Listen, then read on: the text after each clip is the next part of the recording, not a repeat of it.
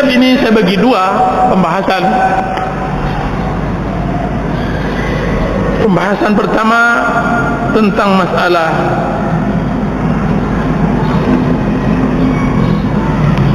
sifat-sifat hati yang hanif, sifat-sifat manusia yang mendapatkan hidayah kepada Allah.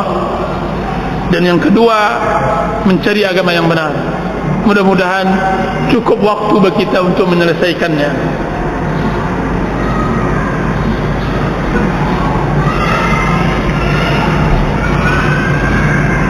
Unsur poin yang berikutnya saya beri judul,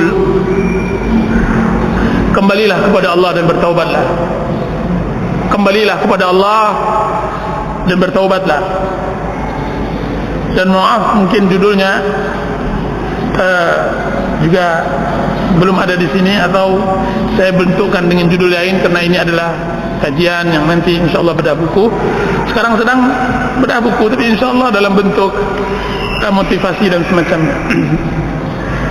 Kembalilah kepada Allah dan bertaubatlah.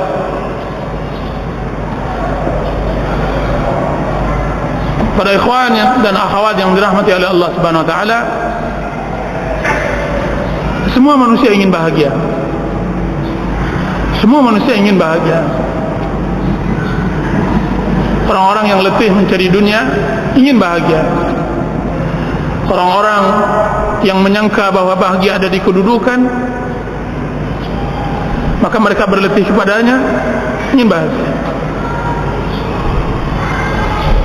Tapi tahukah kita bahwa kebahagiaan itu bukan di dalam saku? Kebahagiaan tidak masuk di dalam bantal sarung, di sarung bantal. Kebahagiaan tidak ada di dalam tas. Kebahagiaan ada di dalam hati. Kalaulah seandainya kebahagiaan ini bisa dikenyangkan dengan makanan yang nikmat, kita akan tumpuk-tumpukkan makanan nikmat ini dalam hati. Kalau kebahagiaan ini bisa kita dapatkan dengan mencurahkan emas dan perak, maka akan kita masakkan emas dan perak tersebut, maka kemudian kita masukkan ke dalam hati kita. Akan tetapi kebahagiaan tersebut jauh di dalam. Dan tahukah antum bahwa bertaubat kepada Allah adalah kebahagiaan? Allah Subhanahu wa taala berfirman, "Wa tubu ila Allahi jami'an ayyuhal mu'minuna la'allakum tuflihun." Bertaubatlah semuanya wahai kaum mukminin. Taubat yang dipanggil bukan pelaku maksiat, akan tapi orang-orang beriman. Bertaubatlah.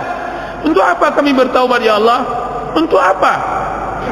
Allah mengatakan la'allakum tuflihun, agar kalian berbahagia. Jadi bertaubat adalah berbahagia. Taubat adalah berbahagia.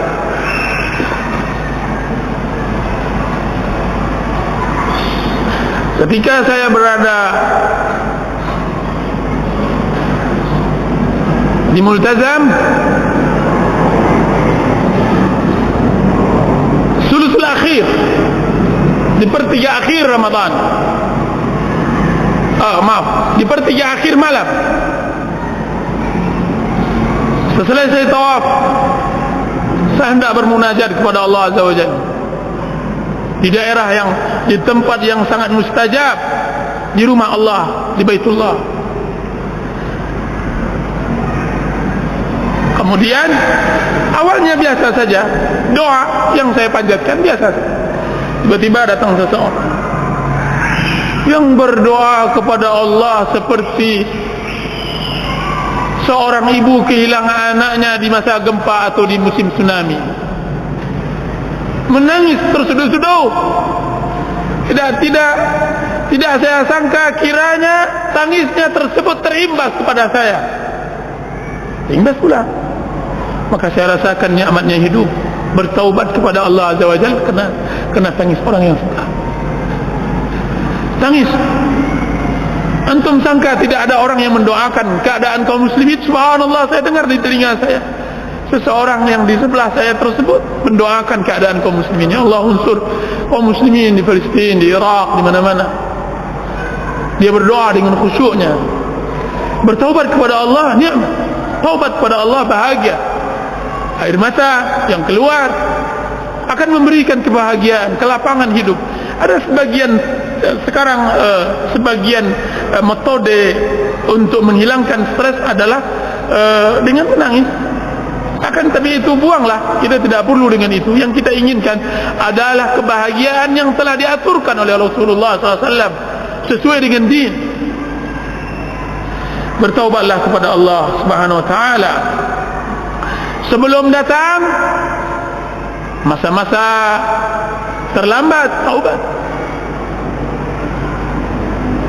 Saya melihat seseorang di Arafah benar-benar bersimpuh di hadapan Allah. Arafah, tempat yang dimustajabkan oleh Allah Azza wa Jalla. Dia berdiri, air matanya mengalir memohon ampun kepada Allah, yang kita tidak tahu apa yang ia perbuat antaranya dengan Allah Azza wa Jalla. Bertaubat kepada Allah Azza wa Jalla. Alangkah nikmatnya maksiat jika seandainya setelahnya diiringi dengan taubat kepada Allah Azza wa Jalla. Kalla innal insana la yatgha ar-ra'ahu istaghna inna ila rabbika ar-ruj'a.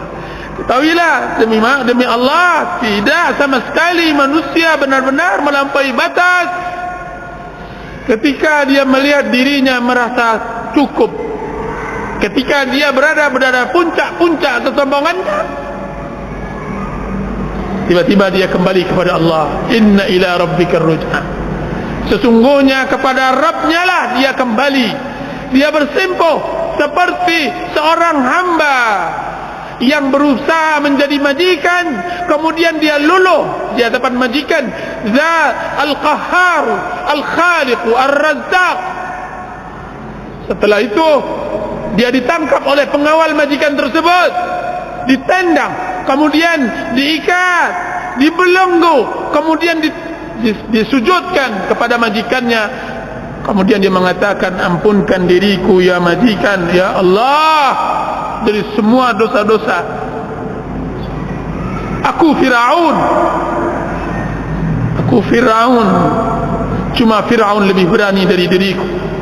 Fir'aun berani mengucapkan ana rabbukumul a'la dengan lisannya, dan dia adalah pemberani. Aku adalah Tuhanmu yang tertinggi, dan aku adalah orang yang pengecut. Aku tidak berani mengucapkannya, akan tapi perbuatan dan hati dan lisan mengarahkan bahwa seakan-akan aku adalah Tuhan. Aku yang membuat keadaan, aku yang menjernihkan dan mengeruhkan, aku yang mendatangkan rezeki, aku yang menentukan takdir, bukan engkau ya Rabb. Sudah begitu besar dosaku kepadamu, ampunkan. Kini aku adalah hamba yang bersimpuh, yang tidak ada daya dan tidak ada upaya kecuali engkau yang menentukan. La haula wa la quwwata illa billah. Jika seandainya kita telah bertaubat kepada Allah, maka pastikan Allah Maha Pengampun. Allah Maha Pengampun.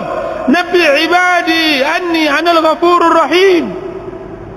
Allah Subhanahu wa taala mengatakan dalam surah Hijr, Nabi ibadi anni anal ghafurur rahim. Kabarkan kepadaku, kabarkan wahai Muhammad kepada hamba-hambaku, sesungguhnya aku adalah zat yang Maha Pengampun dan Maha Penyayang. Kabarkan kepada mereka. Ya ibn Adam, wahai anak Adam, innaka ma da'awtani wa rajautani ghafartu laka ma kana minka wala ubali. Wahai anak Adam, selagi engkau berdoa kepadaku, berharap kepadaku, meminta ampun kepadaku, maka aku tidak peduli dengan apa yang engkau miliki dari maksiat kepada Allah SWT. Selagi engkau berdoa dan bersimpuh, maka aku tidak peduli. Ya ibn Adam, law balagat dhunubuka anana as-sama'. Wahai anak Adam, sekiranya dosamu sampai setinggi langit, summa astaghfartani, kemudian engkau memohon ampun kepada aku, ghafartu laka wala ubali, aku ampunkan engkau dan aku tidak peduli. Ya ibn Adam, innaka law ataitani biqurabil ardi khataya thumma laqitani la tusyrika bi syai' la ataituka biqurabiha maghfiratan. Wahai Adam, jika seandainya engkau menghadapku dengan sebesar bumi maksiat, kemudian engkau datang kepadaku bersimpuh memohon ampun, maka aku akan datangkan sebesar bumi pula pengampunan. Allahu Akbar, Allahu Akbar. Hambaku, man taqarraba minni shibran taqarrabtu minhu zira'an. Siapa di antara kalian yang hendak mendekatkan dirinya kepadaku satu jengkal, aku akan mendekatkan diriku kepadanya satu depa. Wa man atani yamshi ataitu harwala. Siapa yang datang kepadaku berjalan, aku akan mendatanginya berlari. Ibadi, hamba-hambaku, sesungguhnya aku membentangkan tanganku untuk memaafkan seseorang yang melakukan maksiat pada malam harinya, orang yang beristighfar pada malam hari, dan aku membentangkan tanganku pada siang hari untuk pelaku maksiat yang melakukan maksiat pada malam hari.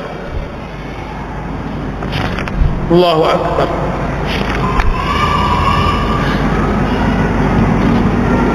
Wahai anak Adam, jika seandainya engkau datang, aku akan terima engkau, aku akan bukakan pintu. Jika seandainya engkau datang siang hari, maka aku akan bukakan pintu. Sekiranya engkau datang malam hari, maka aku bukakan pintu. Wahai anak Adam,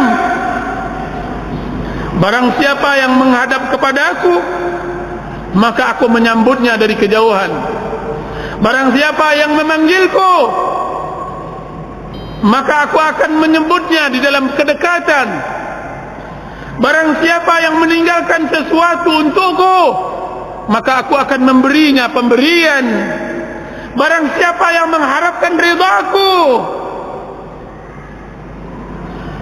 maka aku akan berikan kepadanya apa yang ia inginkan.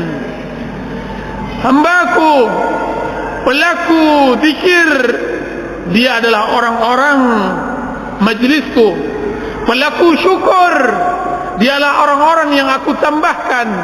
Pelaku maksiat, dia adalah orang-orang yang tidak akan aku putus asakan dari rahmatku. Pelaku taat, maka mereka adalah orang-orang cintaanku. Aku selalu menjadi kekasih mereka. Sungguhnya aku mencintai orang-orang yang bertaubat. Uhibbut tawabin. Aku mencintai orang-orang yang mensucikan diri. Uhibbul mutatahhirin.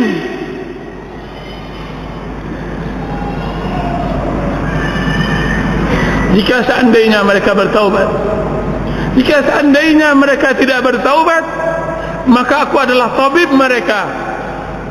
Aku akan timpakan kepada mereka musibah yang dapat mengurangi maksiat mereka. Itu nukilan dari apa yang disebutkan oleh Ibnu Qayyim rahimahullah di dalam kitab Zadul Ma'ad.